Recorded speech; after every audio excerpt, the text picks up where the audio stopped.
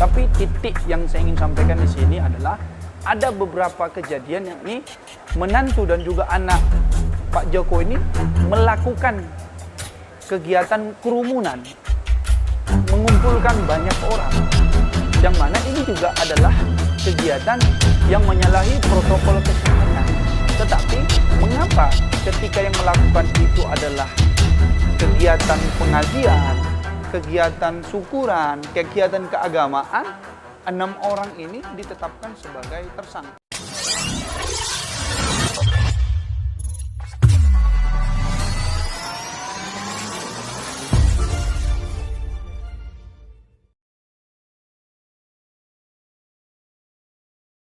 Kami mendengar, melihat bagaimana yang terjadi terhadap para ustadz, kepada kiai kami, pada tokoh-tokoh masyarakat, yakni 6 orang yang sudah ditetapkan tersangka dan juga tentunya mereka ditahan di Mabes Polri. Yakni diantaranya adalah Kiai Haji Ustadz Sobri Lubis, setelah itu Habib Hanif, menantunya Habib Rizik, juga Bang Maman selaku dulunya Laskar Panglima Laskar FPI, dan juga ada 3 tokoh lainnya. Ini menjadi sorotan di tengah-tengah masyarakat atas dasar protokol kesehatan yang beberapa waktu lalu yang menjadi persoalan. Dan ini ujungnya 6 petinggi-petinggi di Front Pembela Islam ini ditetapkan sebagai tersangka karena protokol kesehatan yang dilanggar tadi.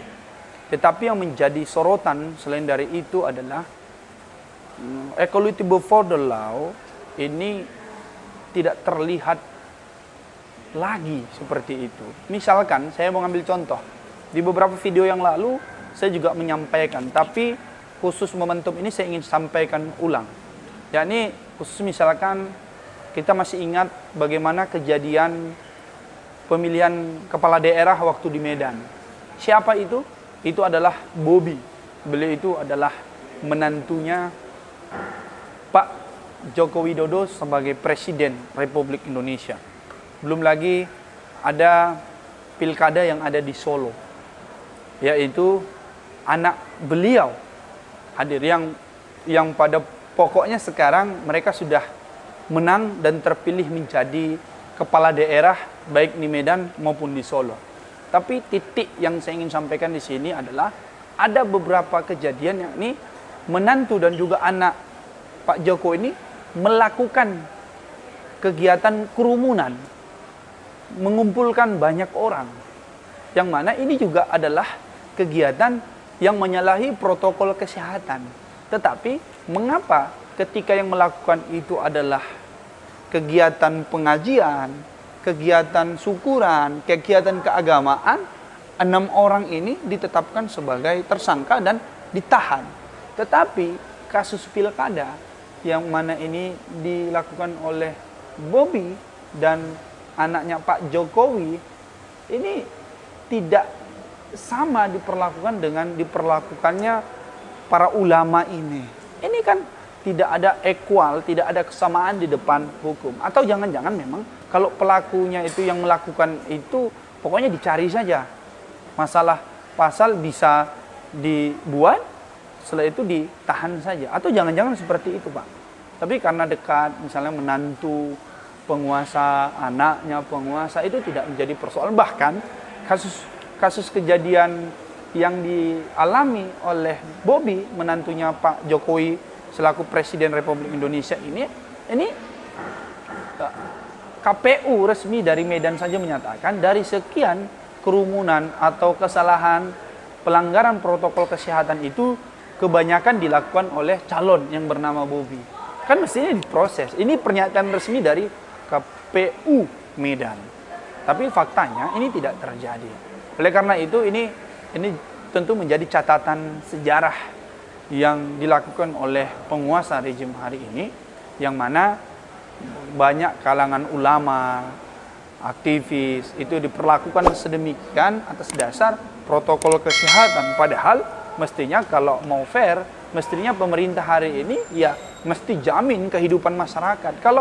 Kalau misalkan pakai protokol kesehatan atau undang-undang kesehatan, mestinya masyarakat ini didanai dong, diberikan kehidupan makanan pokoknya dong, dan itu sesuai undang-undang kesehatan. Tetapi faktanya, mengapa ketika tadi tidak ada equality-nya, setelah itu ketika nanti yang berlaku itu adalah hak masyarakat, itu tidak diberikan. Tetapi kalau masalah hukumannya mesti sesuai dengan undang-undang kesehatan. Tetapi kalau haknya diberikan, yakni kehidupan, makanan pokok, seperti itu tidak diberikan oleh pemerintah. Ini kan aturan-aturan pilih-pilih. Kalau misalkan itu tidak menguntungkan penguasa, tidak menguntungkan rejim, itu ditinggalkan. Tapi kalau menguntungkan rejim, menguntungkan penguasa, itu diambil begitu. Atau ini cara-cara untuk membungkam suara kritik ulama, kritik aktivis, kritik masyarakat. Padahal Bapak kalau konsisten lagi, pernyataan Bapak berharap kritik yang tajam, kritik yang membangun, kritik ini dikritik kok. Mungkin ya Pak ya, anekdotnya ya kebebasan untuk mengkritik ada, tetapi setelah terjadi kritik, setelah kritik itu mau ditangkap atau tidak, itu mungkin tidak bebas Pak ya, seperti itu ya. Insya Allah masyarakat juga mencatat ini menjadi acuan ke depannya. Kami hanya mengingatkan kepada rejim, tentunya bersikap adillah, karena ketidakadilan justru itu akan menyengsarakan rejim ini, tentunya masyarakat secara keseluruhan. Dan ingat, doa orang-orang yang teraniaya itu makbul. Doa orang-orang yang teraniaya itu Allah akan kabulkan. Mudah-mudahan dengan penyampaian ini menguatkan barisan kita sebagai pejuang-pejuang agama Allah, menguatkan kaki kita, menguatkan pundak kita untuk bersama-sama istiqomah, bersama-sama lanjut dalam perjuangan, yakni perjuangan Islam. Wassalamualaikum warahmatullahi wabarakatuh.